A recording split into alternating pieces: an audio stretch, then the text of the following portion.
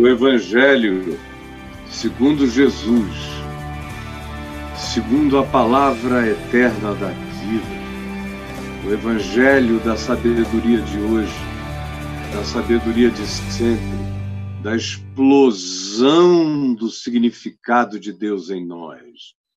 Esse é o Evangelho que eu trago para você com toda a simplicidade do meu coração. Quero ler no livro de Salmos. E você, se quiser me acompanhar, é o Salmo 42. Salmo 42, que diz assim: como suspira a corça pelas correntes das águas, assim por ti, ó Deus, suspira a minha alma.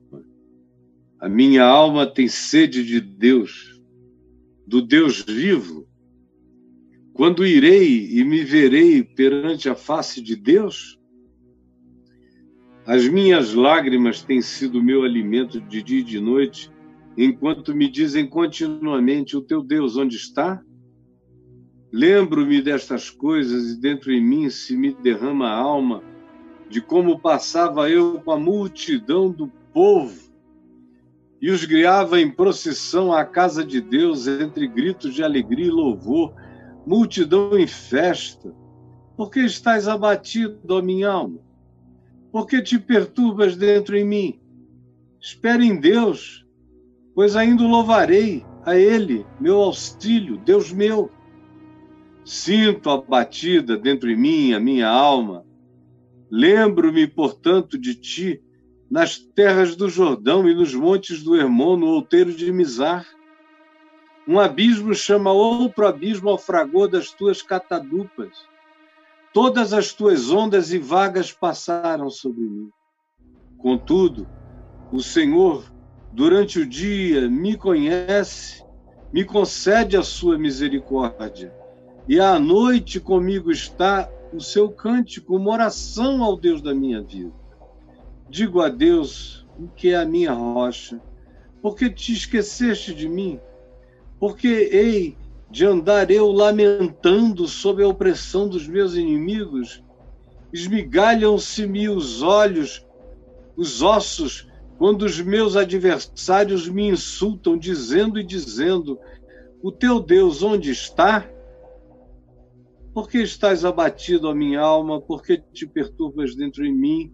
Espere em Deus, pois ainda o louvarei, a Ele, meu auxílio e Deus meu. Amém.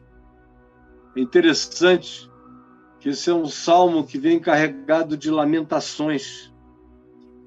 Primeiro, ele fala da necessidade, da sede espiritual que ele vem sentindo em relação a Deus, como uma corça que ele vê andando lá no sul de Israel, na região do Negueb, muitas corças. E ele vê uma corça daquelas andando resfolegante, com a saliva grossa escorrendo pelos lábios de tanta sede, procurando água. Aí ele olha aquele resfolegamento e diz: olha, Deus, eu sou como essa corça, e tu és para mim a água, semelhantemente a ela que quer água, eu quero Deus, porque eu estou assim no deserto, cansado, resfolegante, suspirando por ti, com sede de ti. Quando é que eu vou ficar cara a cara com a fonte da minha satisfação, com a tua face? Essa é a primeira imagem que ele cria dessa circunstância, dessa situação. Aí ele prossegue e diz: as minhas lágrimas têm sido meu alimento de dia e de noite. Ele estava bebendo as suas próprias lágrimas, o que é uma imagem psicológica muito negativa. Está com sede de Deus, ter sede de Deus faz parte, é bom, faz bem. E todo homem tem que ter sede de Deus de vez em quando na vida para refocar os seus significados.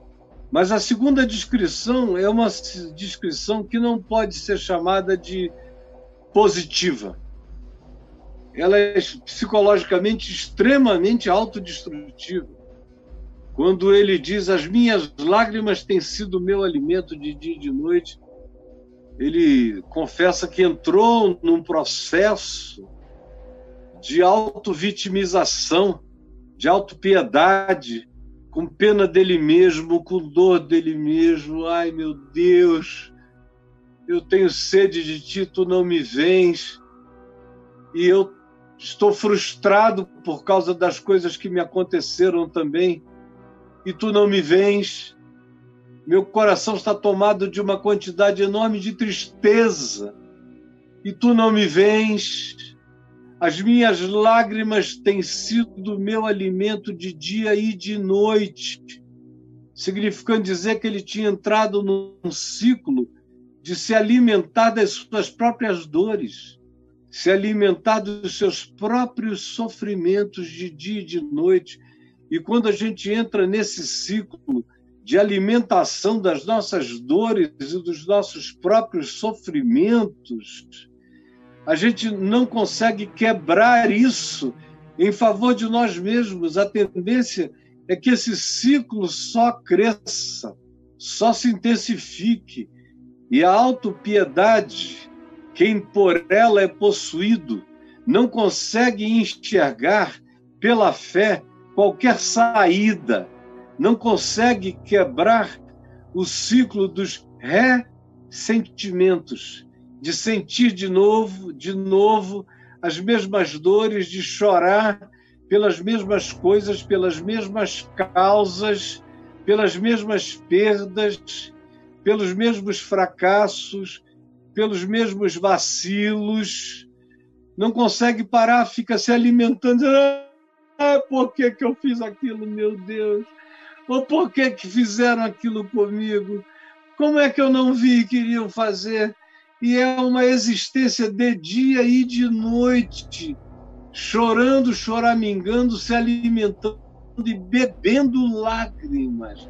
Quando um ser humano passa a beber lágrimas, as suas lágrimas, das suas dores, dos seus sentimentos, dos seus ressentimentos, das suas frustrações, dos seus pseudo-fracassos, quando o indivíduo entra nesse molde e passa a beber suas próprias lágrimas de dia e de noite, alguma coisa muito, muito ruim se estabelece dentro dele sem que ele perceba. Sem que ele perceba. E é assim que esse homem está. Então ele pergunta, ele ouve a pergunta que fazem a ele. Ele chora,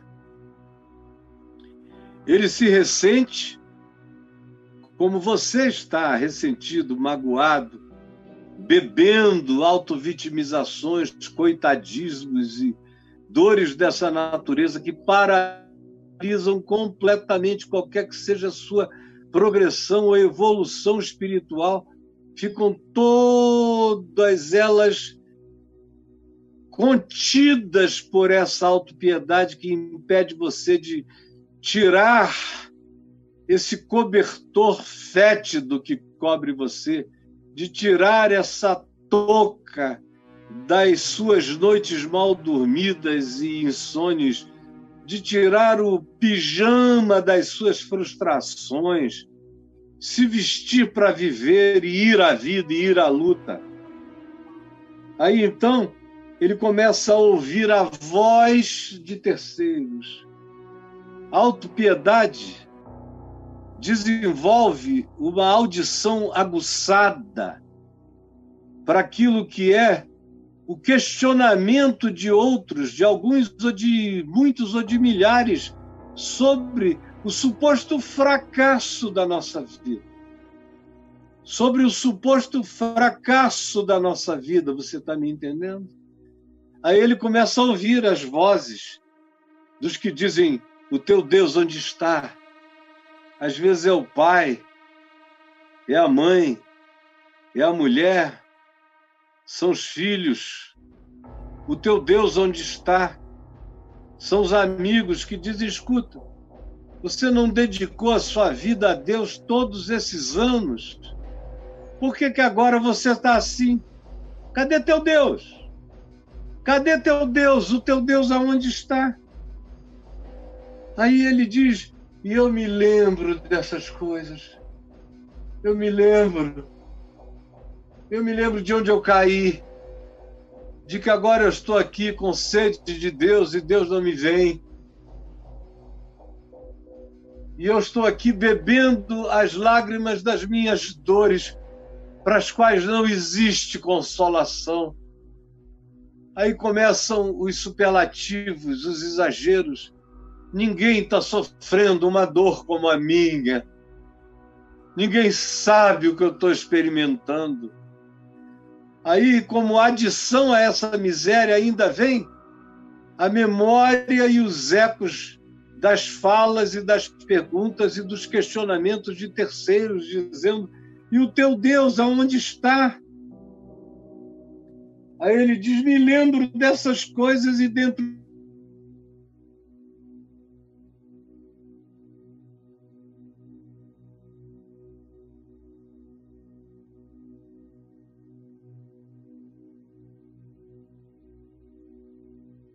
as minhas lágrimas de dor, e Deus não tem piedade de mim, não vem ao meu encontro. Agora, o eco da voz dos meus amigos e inimigos e adversários não cessa de me perturbar. O teu Deus onde está? Por isso a minha alma esmorece. Eu não tenho ânimo para nada. Eu estou mergulhando numa depressão que tenta encontrar o fundo desse poço que não tem fundo. E a minha agonia é esta. E ainda ouço o eco dessa voz e vozes provocativas. Cadê teu Deus? Então eu me lembro de como eu já fui um sucesso. De como todos me admiravam, como todos me seguiam, como eu era referência para todas as pessoas, como eu era o líder da alegria, como quando a minha presença chegava e provocava a exultação no coração de todos. Eu agora não posso nem chegar, eu agora sou fracasso, eu agora sou tristeza, eu agora sou a simbolização da derrota, eu agora chego e ouço só as pessoas, as que têm coragem de se aproximar de mim e me perguntarem, escuta, e cadê aquela fé? E cadê aquela ousadia? E cadê aquela intrepidez?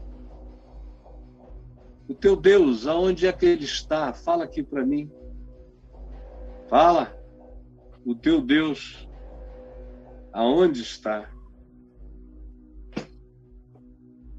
Me diz, aonde está o teu Deus? É só o que me vem à mente. E as memórias passadas, as memórias antigas, de como eu era o guia das procissões da felicidade, como eu era o guia das procissões da felicidade, e todos me procuravam, e eu dirigia o povo todo com uma alegria extraordinária. E hoje eu sou só um símbolo de fracasso, porque eu me alimento das minhas dores, enquanto eles perguntam, escuta, e aí, o teu Deus, aonde está? E a minha maior tristeza é que eu me lembro de como eu guiava todo mundo com os gritos de alegria e de louvor, e as pessoas que me seguiam eram uma verdadeira multidão em festa.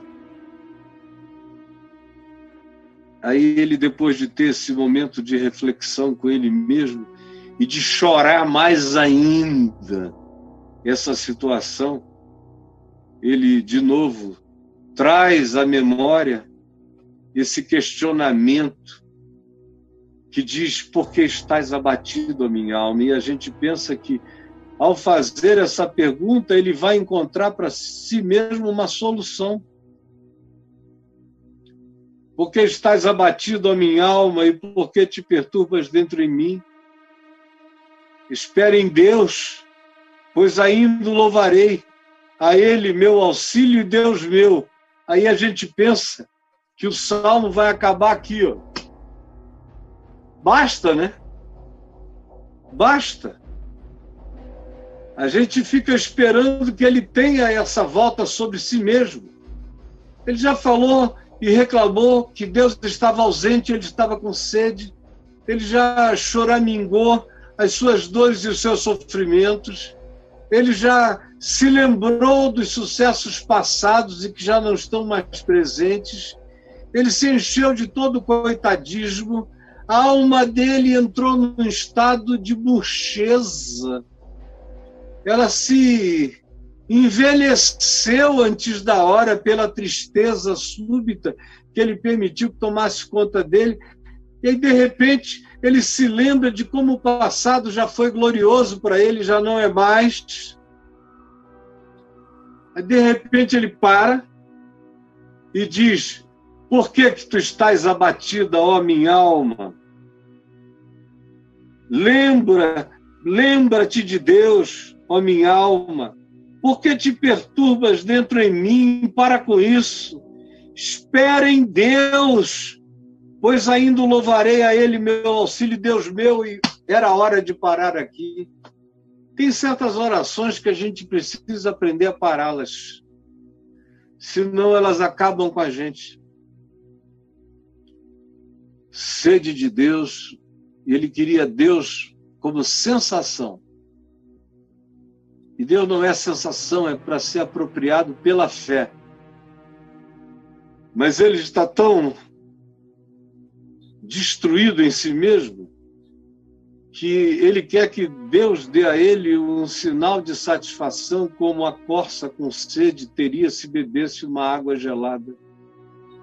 Ele não consegue se apropriar de Deus com sede ou sem sede. Para ele, Deus só é o Deus da vida quando a gente está sem sede. Ele não podia entender que com sede ou sem sede, Deus é o mesmo na minha vida e na vida de todo mundo. Aí ele segue e se enche de autopiedade, se enche de autovitimização, o que já é o bastante para destruir a vida de qualquer um. A fé tinha se transformado em sensação, e agora a vida toda era interpretada a partir de autovitimização. Autovitimização. E aí o coração dele, não satisfeito com isso tudo, tem uma crise de sucesso passado. Ele começa a olhar os troféus, quem ele um dia supostamente foi diante da percepção dos outros, de terceiros. E aí o coração se esmaga em frustrações ainda maiores. No entanto, aparentemente, parece que ele teve uma reação, que ele acordou. E ele diz: por que estás abatido, ó minha alma? Por que te perturbas dentro de mim? Espere em Deus, pois ainda o louvarei, porque Ele é o meu auxílio e meu Deus. Fica quieta, para de emoções, de sensações, de autovitimizações, de tudo isso. Confia. Só confia. E a gente acha que acabou. Porque é para acabar. Quando você tem a coragem de dizer uma coisa dessa, é porque é para acabar. Quem chega e diz isso, espere em Deus, confia em Deus. Não fiques abatida, ó alma. O Senhor é o teu auxílio, é o teu Deus. Confia nele, espera nele. Pronto. É para fechar mesmo a Bíblia. É para fechar o Salmo, é para fechar a oração. É para fechar a lamúria, é para terminar tudo. Mas não. Ele prossegue. Como você prossegue. você prossegue. Tem horas na vida que você já chegou perto da solução. É só parar com a lamúria, com a resmungação, com a necessidade de que Deus se transforme em você em sensação. O Deus da sensação. Ele é o Deus da fé, o Deus da sensação não é o Deus da fé. O Deus da fé não é o Deus da sensação. Pode haver alguma sensação na fé, mas isso não é sintoma de que a fé é a fé. A fé é fé porque ela é fé sem sensação nenhuma. É certeza de coisas que se esperam, é a convicção de fatos que se não veem. Mas aí ele mergulha nesse mundo das impressões, das sensações. Quando a gente pensa que ele parou, que ele diz, espera aí, espera em Deus, por que tu estás abatida? Por que tu te perturbas? Espera aí. Nada acabou, Deus está vivo e presente. Eu ainda o louvarei. A minha vida vai mudar, eu vou me encher de alegria e de gozo. E não é por causa de sensações, é porque Ele é fiel e eu creio nele. Ele é o meu auxílio. Ele é o meu Deus. Aí a gente pensa que o salmo para aí, que a oração para aí, que esse homem vai se levantar e andar, e aí ele começa tudo de novo, tudo outra vez. Sinto a batida dentro em mim, a minha alma. Aí ele começa com as memórias, com o culto ao passado, com o que não é mais. Olha só como o passado tem esse poder desgraçado de impedir a gente de ficar em pé no presente, de olhar e meter a cabeça dentro do futuro e enxergar o futuro pela fé. Não. Vem de novo o império das sensações, o mundo dos sentimentos domina ele e ele desiste da decisão e da consciência da fé e diz, sinto a batida. Meu Deus, a alma da gente fica abatida por razões diversas. Se eu fosse viver com base nas sensações e nos sentimentos da minha alma, eu teria parado lá atrás. É porque eu saio rasgando a alma, entendeu? Eu sigo rasgando. Ela está abatida, eu digo, mas eu não estou. Tu és apenas uma dimensão de mim. Tu não me és por inteiro, ó alma. Eu sou espírito, eu sou consciência, eu sou fé. Tu és uma dimensão do meu ser, mas tu não és a essência eterna do meu ser. É espírito, é verdade, é consciência, é fé. Meu Deus, quantas milhões de vezes eu já senti profundamente abatida a minha alma, com vontade de desistir de tudo, da própria vida. Mas eu simplesmente rasguei a alma, rasguei o véu de lágrimas, rasguei em nome de Jesus. Do contrário, você não teria me conhecido, do contrário, eu não estaria aqui hoje, do contrário, nada teria acontecido. Se eu tivesse sucumbido ao fato de ter sentido a minha alma abatida dentro de mim, quantas vezes a minha alma já se sentiu abatida dentro de mim? Especialmente por causa de lembranças passadas, memórias passadas, tempos passados. O passado tem um poder paralisador, um poder alejante, um poder amputante, um poder desmobilizador por inteiro do que a gente possa fazer. O passado carregado de frustração, de culpa, de lamúria, de auto-vitimização, é o próprio diabo contra as perspectivas de fé na vida. Sinto abatida dentro de mim a minha alma Lembro-me, portanto, de ti, nas terras do Jordão e nos montes do Hermon, no outeiro de Mizar. Isso ele já tinha viajado do sul, lá do Negueb. Enquanto eu conto essa historinha rápida desse salmo, dias passaram para esse indivíduo se locomover do sul para o norte. No mínimo, a memória dele fez isso, mas é provável que ele mesmo, na angústia da sua vida, tenha perambulado até as nascentes do Jordão, no Monte Hermon, no outeiro de Mizar. Ele fica olhando as águas saindo de dentro das cavernas dos 3 rios que formam o Jordão, e alguns deles têm cachoeiras catadupas, que vêm caindo, até correrem no leito do Jordão, e ele fica olhando para aquilo com aquele abatimento de alma, com aquela memória encravada na tristeza do passado e da frustração do que ele não tinha realizado, não tinha conseguido ou tinha perdido. E aí ele diz, é assim comigo também. Um abismo chama outro abismo ao fragor das tuas catadupas. Eu entrei no primeiro abismo, vou cair no segundo, vou cair no terceiro. Provavelmente tudo tenha ficado no passado.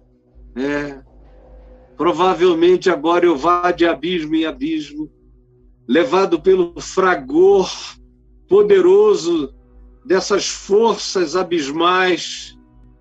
Lá vou eu, de depressão em depressão, de abismo em abismo, e quando a mente entra nesse molde, é um horror para tirar um indivíduo desse estado, quando tudo para o que ele olha o associa à derrota. Eu, por exemplo, vou lá nas nascentes do Jordão, no sopé do Monte Hermon, e o meu coração se enche de alegria, especialmente quando eu vou no rio ao lado, no Catsbanias, e vejo o fragor das suas ondas saindo de dentro da pedra e vai crescendo, me dá uma alegria enorme. Mas para ele, que estava nesse molde, nesse estado de autovitimização e tristeza, aquele sair de um abismo, entrar no outro, criar uma revolução de águas que se projeta para um outro e para um outro, no caso dele, só o lembrava de tristezas que ainda viriam. Ele tem no passado uma referência do ruim, transforma o abismo no passado numa perspectiva projetada dos próximos abismos que ele ainda conhecerá. Um abismo chama outro abismo, ao fragor das tuas catadupas, vai ficando tudo pior, e todas as tuas ondas e vagas vão passando sobre mim. Tu, ao invés de me salvares, tu vais me afogando na minha própria depressão. É o sentimento que toma conta dele de novo, outra vez. O mesmo cara que já tinha dito, por que tu estás abatido, a minha alma, por que te perturbas dentro de mim? Espere em Deus, pois ainda louvarei a Ele, meu auxílio, Deus meu. Agora, outra vez mergulha nesse abismo. E lá vai ele tomando fôlego, numa depressão que só piora, que ele projeta como ficando pior, e vai piorar para ele, diz ele. Ele tenta parar, ele introduz um contudo. Apesar de tudo, o Senhor durante o dia me concede a sua misericórdia, e à noite está o seu cântico, uma oração ao Deus da minha vida. Digo a Deus, minha rocha, por que te esqueceste de mim? Por que hei eu de andar lamentando sobre a opressão dos meus inimigos? Esmigalham-se-me os ossos quando os meus adversários me insultam, dizendo, o teu Deus onde está? Ele volta tudo de novo, cara, tudo outra vez. Como a maioria de vocês. Tem gente que eu penso que eu ajudei. Que eu penso que eu ajudei a colocar o indivíduo sobre uma rocha estável. Quando ele diz, não vou ficar abatido. Quando ele começa a reagir. Quando ele diz, esperarei em Deus, eu ainda o louvarei. Ele é o meu auxílio, o meu Deus. Aí você diz, então tá bom, é isso aí. Fica firme, tá certo? E você vai adiante. Quando você dá as costas, o indivíduo já entrou num outro processo de lamúria. Tudo que ele vê, e ele diz, não posso ver nada, tudo me lembra a minha derrota, tudo lembra o meu abismo. E é assim que eu vou de abismo em abismo, Deus não me vê, olha as ondas dele passando sobre mim. Aí ele tenta se agarrar, mas ainda é uma fé cheia de desejo, tomado ainda de sentimentos e de memórias. Ainda é uma fé fundada no passado, não é uma fé que já se projetou para o futuro e tomou posse. Não. Ele ainda está vivendo de emoções. O Senhor, durante o dia, me concede a sua misericórdia, e à noite está um cântico dele, uma oração ao Deus da minha vida. Tudo isso ainda é memória. Ainda é ele tentando recorrer a um banco de dados, mas não é ele se apropriando já aqui e agora de Deus presente com ele, com emoção, sem emoção, com sede, sem sede, com inimigos, sem inimigos, com abismos, sem abismos. Deus é o Deus da minha vida. E eu não vou ficar impressionado com quem quer que tenha opinião nenhuma a meu respeito, com ninguém que venha fazer gozação sobre a minha vida, dizendo, e cadê o Deus do Caio? Cadê o Deus do Caio? Olha, deixa eu te dizer, o meu Deus vai bem, obrigado, sentado num trono de glória e de graça, e me garantindo que eu sou filho e herdeiro, que eu sou um pequeno Cristo crescendo todo dia na bondade do Senhor. Essa é a minha resposta de fé a homens e a diabos. Mas quando o cara, todavia, não está andando em fé, até a reação dele o leva, outra vez, para um estado de depressão miserável. Ele começa com esse contudo, o Senhor, durante o dia me concede a sua misericórdia, e à noite está o seu cântico comigo, uma oração ao Deus da minha vida. Aí outra vez você pensa que, pronto, o cara resolveu o problema. E resolveu o problema. Ele vai se alegrar no louvor de Deus e vai se pôr em pé. Aí não. Volta tudo outra vez, porque tem orações, gente, que precisam acabar. A gente precisa terminar aquela oração, dizer isso, levantar e sair. Dizer isso, levantar e sair para viver. Ele, no entanto, está preso aqui.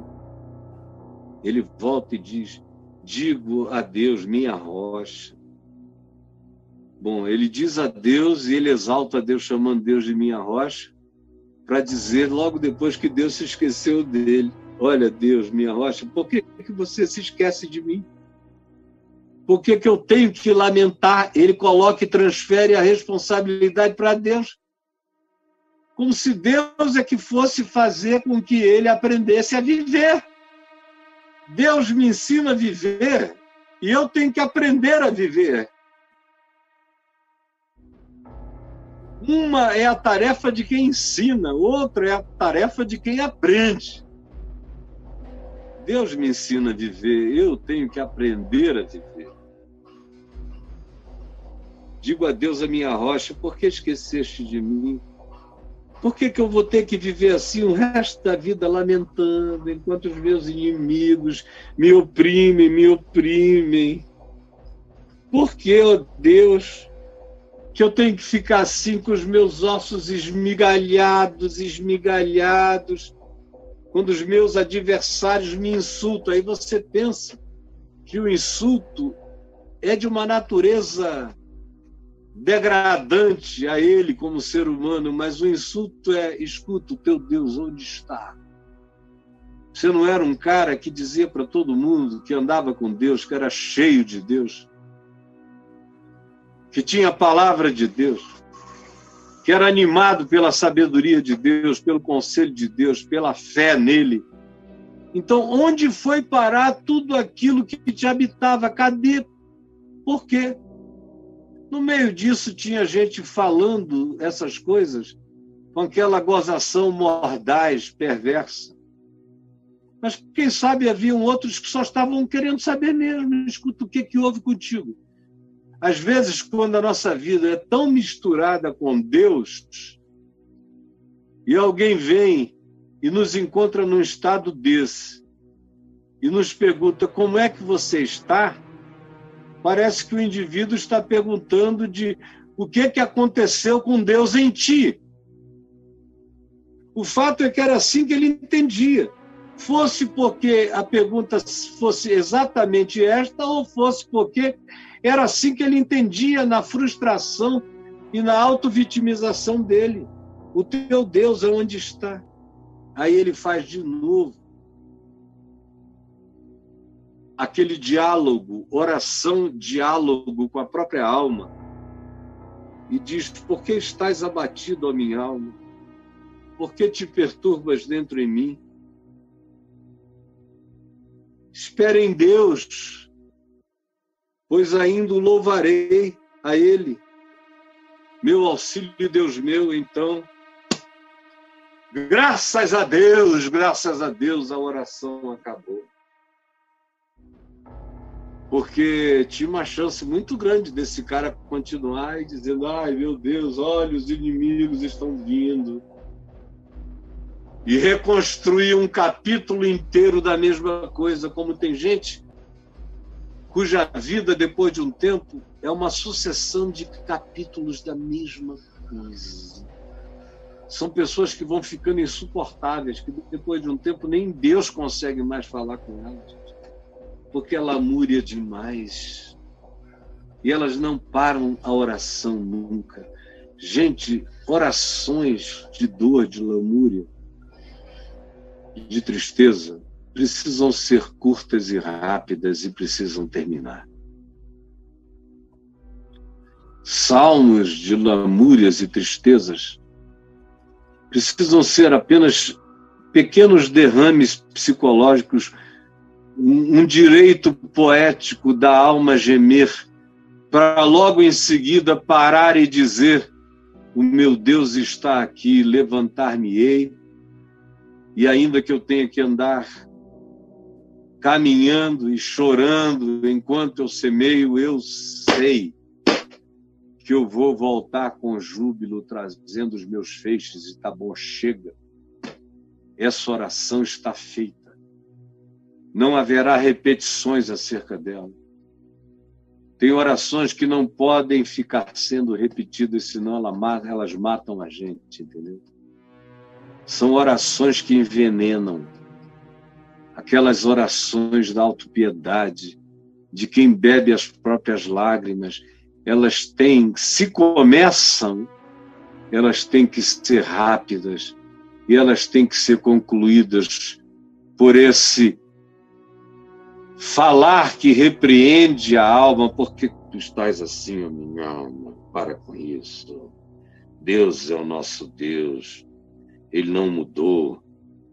As circunstâncias é que são como são, mas tu espera em Deus. Pois tu ainda o louvarás, eu ainda o louvarei. A Ele que é o meu auxílio, Deus meu. E amém. Aleluia. Tchau. Tchau. Saio. Vou viver. Vou viver. Vou viver. Acabou. Acabou. Acabou. Acabou. São as orações que eu preciso aprender a fazê-las terminar. Porque se eu as mantiver em estado de continuidade, elas vão me paralisar, elas vão me alejar, elas vão me amputar para a vida. Senhor Jesus, eu peço que essa palavra que não é a primeira vez que eu falo sobre ela, mas que hoje tenha chegado ao coração de alguém ou de alguns, como palavra da vida, palavra da ressurreição, como palavra do soerguimento, como palavra que cura o aleijão, como palavra que para esse fluxo de autopiedade e autovitimização, e que nos põe em pé, sem saudades de nenhum passado, com a alegria de meter a mão no presente hoje e de meter a cara no futuro para ajudar a iluminá-lo e transformá-lo para mim mesmo e para outros. É o que eu te peço em teu nome, Jesus. Amém, amém e amém, Senhor Jesus.